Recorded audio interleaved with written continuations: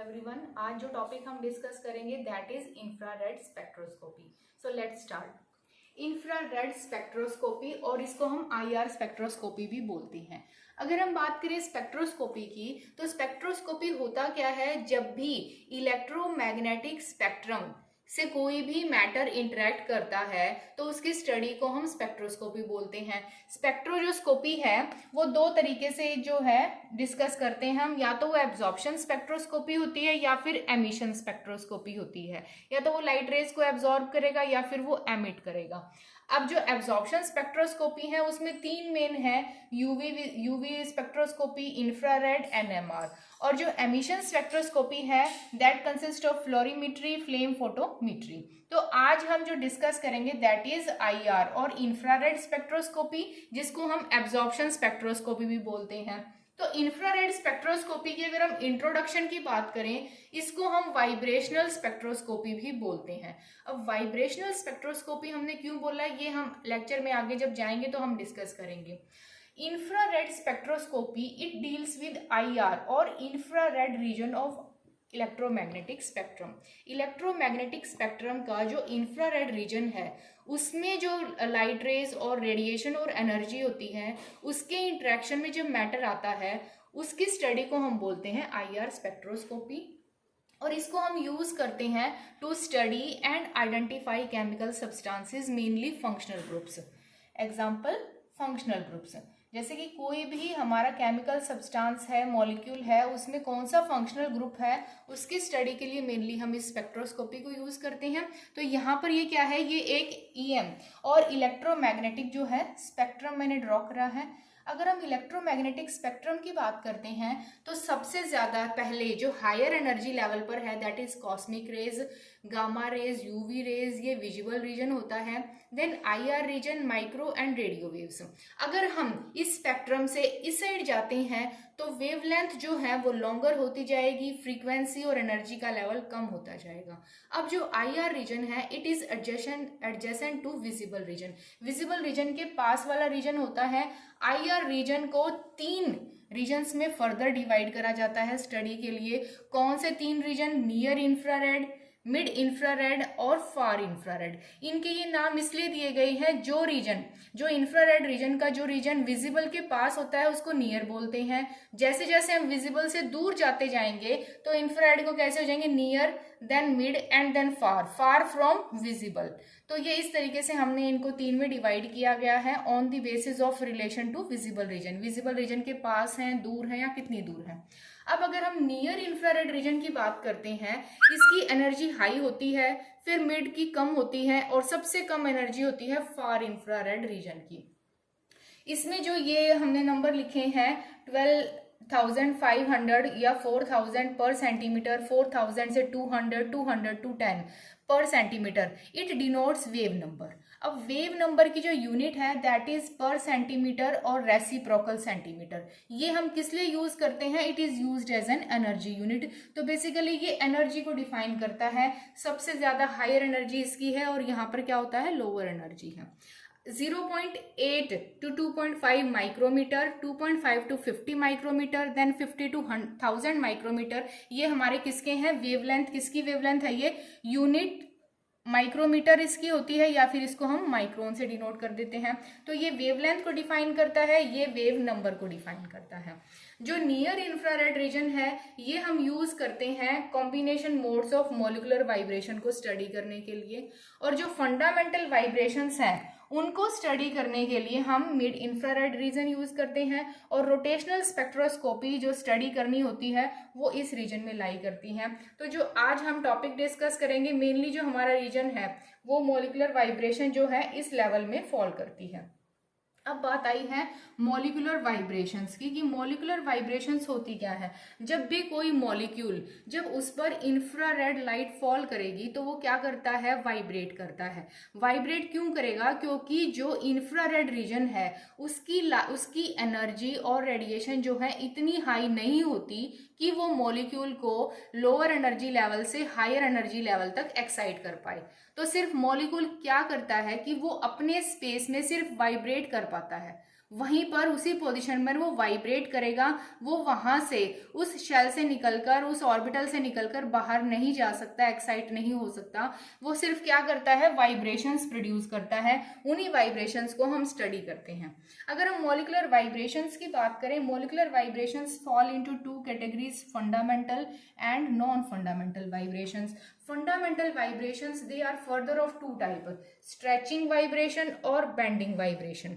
अब स्ट्रेचिंग का मतलब क्या है, अगर हमारा ये मॉलिक्यूल है दिस CH, तो ये एक एटम है, ये अनदर एटम है, इस एटम के बीच में जो ये बॉन्ड है इसको हम बोलते हैं इंटर एटॉमिक बॉन्ड, यानी कि दो एटम्स के बीच का bond, inter atomic bond. This is inter atomic bond.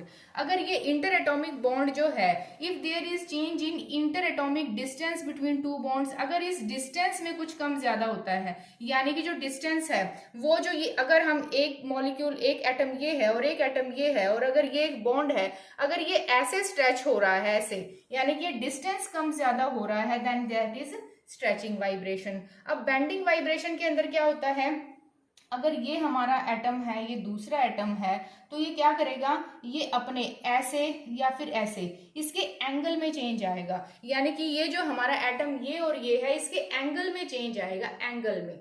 लेकिन स्ट्रेचिंग में डिस्टेंस में चेंज आता है। तो अगर डिस्टेंस में चेंज आता है इंटर एटॉमिक बॉन्ड के दो एटम्स के डिस्टेंस में चेंज आएगा, स्ट्रेच होगा, then that is stretching vibration. और अगर एंगल में चेंज आता है then that is bending vibration. Stretching vibration further दो टाइप की है, सिमेट्रिक और एसिमेट्रिक। सिमेट्रिक वाइब्रेशन का मतलब क्या है कि अगर इस तरीके से एटम है तो वो अगर एक साथ इस तरीके से स्ट्रेच कर रहे हैं देन दैट इज सिमेट्रिक। लेकिन अगर वो ऐसे ऐसे ऐसे ऐसे अलग अलग टाइम पर स्ट्रेच कर रहे हैं then that is asymmetric stretching. ऐसे ही बेंडिंग, बेंडिंग इन प्लेन का मतलब क्या है, एक ही प्लेन में बेंडिंग हो रही है, और अगर एक प्लेन में मॉलिक्यूल वाइब्रेट नहीं कर रहे हैं then that is out of plane bending. In plane bending में हमारे पास सिजरिंग एंड रॉकिंग होता है, आउट ऑफ प्लेन में वैगिंग और ट्विस्टिंग, ये दो फिनोमिनन होते हैं। नॉन फंडामेंटल वाइब्रेशंस जो हैं उसके अंदर हम स्टडी करते हैं overtones, combination tones and Fermi resonance में। तो जो हमारी इंफ्रारेड स्पेक्ट्रोस्कोपी है उसमें हम क्या स्टडी कर रहे हैं, फंडामेंटल वाइब्रेशंस। तो फंडामेंटल वाइब्रेशन यानी कि जो हम सैंपल यूज कर रहे हैं, जो मॉलिक्यूल हम यूज कर रहे हैं, आइदर दैट विल स्ट्रेच और that will bend infrared radiation को एब्जॉर्ब करने के बाद, या तो स्ट्रेचिंग कॉज होगा या फिर बेंडिंग कॉज होगा।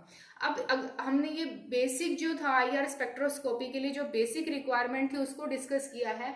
अब अगर हम प्रिंसिपल की बात करते हैं कि कौन से प्रिंसिपल इंफ्रारेड स्पेक्ट्रोस्कोपी बेस है, तो व्हेन IR लाइट और रेडिएशन, यानी कि जब इलेक्ट्रोमैग्नेटिक स्पेक्ट्रम का जो IR रेंज है वो रेडिएशन या लाइट जब किसी मॉलिक्यूल को हिट करती है, किसी मॉलिक्यूल पर फॉल करती है, तो जो मॉलिक्यूल के बॉन्ड होते हैं वो कुछ एनर्जी को एब्जॉर्ब कर लेंगे, कुछ इंफ्रारेड लाइट को एब्जॉर्ब कर लेंगे जो उनकी रेंज में होगी, जो उनकी रेंज में नहीं है लाइट एनर्जी उसको वो क्या कर देंगे, ट्रांसमिट कर देंगे। तो यानी कि कुछ एब्जॉर्ब हो जाएगा, कुछ ट्रांसमिट हो जाएगा। अब जो ट्रांसमिट हुआ है उसको कौन डिटेक्ट कर लेंगे हम, तो एक तरीके से जो है हमारी कितनी एनर्जी थी, जो वेव नंबर है, और जो हमारा एब्जॉर्बेंस और ट्रांसमिटेंस, इन दोनों के बीच में एक स्पेक्ट्रम प्रोड्यूस होता है जिसको हम बोलते हैं IR स्पेक्ट्रम और इंफ्रारेड स्पेक्ट्रम। इंफ्रारेड स्पेक्ट्रम में हम क्या करते हैं, यहाँ पर Y एक्सिस में होता है परसेंट ट्रांसमिटेंस, एक्स एक्सिस पर हमारे पास होगा वेव नंबर। तो जितनी हमारी इंसिडेंट लाइट उसने एब्जॉर्ब करी है या जितनी भी जो लाइट फॉल करी है जिस रेंज में है वो वेव नंबर यहाँ आएगा, जितना उसने ट्रांसमिट किया है परसेंटेज वो इस एक्सिस पर होगा। इन दोनों का ग्राफ हमें क्या देगा, इंफ्रारेड स्पेक्ट्रम। हर एक मॉलिक्यूल का, हर एक एटम का इंफ्रारेड स्पेक्ट्रम क्या होता है, वो डिफरेंट होता है। तो इसीलिए हम आइडेंटिफाई कर पाएंगे कि कौन सा मॉलिक्यूल हमने लिया है। अब ये सब कैसे होता है, तो अगर हम इसकी वर्किंग या इंस्ट्रूमेंटेशन की बात करें स्पेक्ट्रोस्कोपी की, तो हमारे पास सबसे पहले क्या होना चाहिए, इंफ्रारेड रेडिएशन का सोर्स होना चाहिए। ऐसा सोर्स होना चाहिए जो कि इंफ्रारेड रेडिएशंस को क्या करे, एमिट करे। सोर्स के लिए जो बेसिकली यूज करा जाता है, एक इनर्ट सॉलिड को हम लेते हैं जिसको इलेक्ट्रिकली हीट करते हैं। Up to a temperature of 1500 to 2200 kelvin. इतने टेम्परेचर तक जब हम किसी सॉलिड को हीट करते हैं इलेक्ट्रिकली तो वो इंफ्रारेड रेडिएशंस एमिट करता रहेगा अपने आप स्पॉन्टेनियसली। अब जो वो इंफ्रारेड रेडिएशन एमिट होगी तो वो उसके बाद कहाँ जाएगी, मोनोक्रोमेटर जिसके अंदर एक प्रिज्म होता है, मोनोक्रोमेटर जो है ये एक पर्टिकुलर बीम ऑफ लाइट को ही अलाउ करेगा अंदर जाने के लिए, वो प्रिज्म के ऊपर फॉल करेगी, एक डिफ्रैक्शन टेक प्लेस करेगा, विबग्योर प्रोड्यूस होगा, एक पर्टिकुलर वेवलेंथ ही जो है वो अंदर जा पाएगी, वो स्प्लिट हो जाएगी टू बीम्स में। एक तो बीम जाएगा रेफरेंस सेल के पास, एक बीम जाएगा सैंपल सेल के पास। इस तरीके के स्पेक्ट्रोफोटोमीटर को हम डुअल बीम बोलते हैं स्पेक्ट्रोमीटर। अगर सिर्फ पहले रेफरेंस और उसके बाद हम सैंपल लें, एक ही बीम हमारे पास है तो उसको हम सिंगल बीम बोलते हैं। इसमें क्योंकि जो हमारी रेडिएशन है, इंसिडेंट जो लाइट है वो दो में स्प्लिट हो गई है तो इसको डुअल बीम स्पेक्ट्रोफोटोमीटर बोलते हैं। अब जो भी मॉलिक्यूल था हमारे सैंपल के अंदर वो क्या करेगा, वो इस रेडिएशन को एब्जॉर्ब कर लेगा, जो बच जाएगी उसको वो ट्रांसमिट करेगा, उसको वो ट्रांसमिट करके यहाँ से भेज देगा। लाइकवाइज रेफरेंस सेल में भी जो हमारे पास बीम गया है उसको वो एब्जॉर्ब कर लेगा, अगर वो एब्जॉर्ब नहीं कर रहा है तो सारी वो वापस दे देगा, जिसको डिटेक्टर डिटेक्ट कर लेता है और रिकॉर्डर रिकॉर्ड करके हमारे पास एक स्पेक्ट्रम आ जाएगा। Now let us discuss IR spectrum. Let us take the example of toluene. जो टॉल्वीन है वो एक एरोमेटिक हाइड्रोकार्बन है जिसमें एक फिनाइल रिंग जो है it is attach to a methyl group और methyl group is attach to a phenyl ring. तो टॉल्वीन का हम अगर IR स्पेक्ट्रम यानी कि जो हमने सैंपल लिया था वो अगर टॉल्वीन है तो किस तरीके का स्पेक्ट्रम प्रोड्यूस होगा, एक बार हम वो देखते हैं। जब हम टॉल्वीन पहले IR स्पेक्ट्रम हमने ऑलरेडी डिस्कस किया तो IR स्पेक्ट्रम के यहाँ एक्स एक्सिस पर हमारे पास क्या होता है, एक्स एक्सिस पर क्या होगा, वेव नंबर, जिसको हम पर सेंटीमीटर या एनर्जी में डिनोट करते हैं। इस वाई एक्सिस पर हमारे पास क्या होता है, ट्रांसमिटेंस, जिसको हम परसेंट में लिखते हैं, यानी कि 0%, 50% और 100%। यहाँ पर 4000 अप टू 500 जो हमारा जो है क्या है, वेव नंबर है। अगर हमने टॉल्वीन लिया है, अब टॉल्वीन के अंदर हमें पता है CH बॉन्ड भी है, CC बॉन्ड भी है। तो दो तरीके के बॉन्ड होते हैं, तो कार्बन हाइड्रोजन बॉन्ड है या फिर कार्बन कार्बन बॉन्ड है। तो जो भी बॉन्ड होगा वो क्या करेगा, ये जो इंटर एटॉमिक बॉन्ड हम ऑलरेडी डिस्कस कर चुके थे, जो इंटर एटॉमिक बॉन्ड है जैसे ही इंफ्रारेड रेडिएशन इसके इस मॉलिक्यूल के या इस एटम में आएगी तो वो क्या करेगा, एनर्जी को एब्जॉर्ब करेगा। एनर्जी एब्जॉर्ब करने के बाद वो क्या करेगा, इंफ्रारेड रेडिएशन जितनी आई है उसमें से वो कुछ क्या कर लेगा, एब्जॉर्ब कर लेगा। यानी कि जो CH बॉन्ड था उसने देखो इतनी एनर्जी क्या कर ली, एब्जॉर्ब कर ली। अब इतनी एनर्जी एब्जॉर्ब कर ली है, इसके कॉरेस्पॉन्डिंग जो ट्रांसमिटेंस है वो कितना है हमारा, ये ट्रांसमिटेंस है ये। इसका मतलब क्या है, इसने सिर्फ 10% जो लाइट है वो ट्रांसमिट करी है, 90% इसने क्या कर ली, एब्जॉर्ब कर ली, जिस तरीके से इसने पीक दिखाई है। अब अगर हम CC बॉन्ड की बात करते हैं तो CC बॉन्ड ने क्या किया है, अगर हम इसको देखते हैं, इसने अप्रोक्सीमेटली 20 और 15% जो है वो एनर्जी क्या कर ली है, ट्रांसमिट करी है, बाकी सारी एनर्जी एब्जॉर्ब कर ली है। तो हर एक इंटर एटॉमिक बॉन्ड जो है अपने स्ट्रक्चर के हिसाब से, अपनी ज्योमेट्री के हिसाब से एनर्जी को क्या करता है, एब्जॉर्ब करता है, रिमेनिंग एनर्जी को वो ट्रांसमिट कर देता है। तो जो ट्रांसमिटेड एनर्जी है वो क्या होगी, डाउनवर्ड डायरेक्शन में है क्योंकि वो कम हो रही है। यहाँ पर ट्रांसमिटेंस क्या हो रहा है, कम हो रहा है, वो हमें इस तरीके से दिखाई देगा। अब जो हमारा IR स्पेक्ट्रम है इसको हम दो ग्रुप में डिवाइड करते हैं। IR स्पेक्ट्रम को एक तो बोलते हैं ग्रुप रीजन और एक बोलते हैं फिंगरप्रिंट रीजन। जो ये रीजन है यहाँ से ये जो रीजन है, this is the fingerprint region, जो हमने लिखा है fingerprint region. This region is fingerprint region. होता क्या है वो हम डिस्कस करेंगे। यहाँ ये रीजन जो हमारा है इसको हम बोलते हैं फंक्शनल ग्रुप और खाली group region, functional group region. हमने इसको देखा कि हम इसको यूज करते हैं to study and identify chemical substance. किसी भी केमिकल सब्सटेंस का स्ट्रक्चर डिटरमाइन करने के लिए, उसके फंक्शनल ग्रुप को स्टडी करने के लिए हम IR स्पेक्ट्रोस्कोपी को यूज करते हैं। तो अगर कोई भी फंक्शनल ग्रुप है उसके अंदर जो मॉलिक्यूल है वो कौन कौन सी एनर्जी को एब्जॉर्ब कर रहे हैं, फंक्शनल ग्रुप रीजन उसको डिटरमाइन करता है। जो सिंगल बॉन्ड है, एब्जॉर्प्शन बैंड जो है, वो कहाँ आएगा, हमारा फिंगरप्रिंट रीजन में आएगा। तो अगर हम ग्रुप रीजन की बात करते हैं तो ग्रुप रीजन मेनली क्या होता है, it determines the functional group present. कौन सा फंक्शनल ग्रुप प्रेजेंट है वो हमें ग्रुप रीजन डिटरमाइन करता है। और ये फिंगरप्रिंट रीजन है, ये क्या करता है, ये जो सिंगल बॉन्ड होता है वो हमें बताता है पर्टिकुलर किसी भी सिंपल स्ट्रक्चर के अंदर जो भी सिंगल बॉन्ड है वो फिंगरप्रिंट रीजन में आते हैं।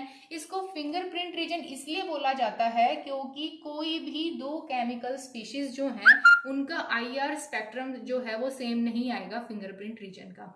हर एक केमिकल का फिंगरप्रिंट रीजन क्या आएगा, डिफरेंट आएगा। जैसे हर एक इंडिविजुअल की फिंगरप्रिंट्स जो हमारी हैं वो डिफरेंट होती हैं, ऐसे ही आईआर स्पेक्ट्रम का फिंगरप्रिंट रीजन हर एक मॉलिक्यूल का, एटम का, केमिकल का क्या आएगा, डिफरेंट आएगा। इसको हम स्ट्रक्चर डिटरमाइन करने के लिए यूज करते हैं, मेनली फंक्शनल ग्रुप डिटरमाइन करने के लिए हम ग्रुप रीजन यूज करते हैं। It consist of absorption band of functional group. Functional group जो एनर्जी एब्जॉर्ब कर रहे हैं या ट्रांसमिट कर रहे हैं उसको ये डिटरमाइन करता है, लेकिन सिंगल बॉन्ड जो भी मॉलिक्यूल जो है, जो सिंपल स्ट्रक्चर के जो सिंगल बॉन्ड है वो जो एनर्जी एब्जॉर्ब करेंगे वो फिंगरप्रिंट रीजन में आती है। इसकी जो फ्रीक्वेंसी है वो अप्रोक्सीमेटली 4000 से 1300 पर सेंटीमीटर है, हाई एनर्जी होती है। यहाँ पर फ्रीक्वेंसी क्या है, 1300 से 650 पर सेंटीमीटर की अप्रॉक्स होती है, लो एनर्जी यूज होती है। तो आईआर स्पेक्ट्रम हमारा दो में डिवाइड होता है, फंक्शनल ग्रुप रीजन और फिंगरप्रिंट रीजन। फिंगरप्रिंट रीजन काफी कॉम्प्लिकेटेड होता है, हर एक इंडिविजुअल का अपना एक फिंगरप्रिंट रीजन होता है। कोई भी दो एटम्स या केमिकल्स का जो है फिंगरप्रिंट रीजन सेम नहीं होगा। ये मेनली स्ट्रक्चर डिटरमाइन करता है, सिंगल बॉन्ड, और फंक्शनल ग्रुप मेनली क्या करता है, हमारा फंक्शनल ग्रुप को डिटरमाइन करता है। जो मॉलिक्यूल्स जितनी एनर्जी एब्जॉर्ब करेगा उसका ट्रांसमिटेंस उतना ही कम होता चला जाएगा।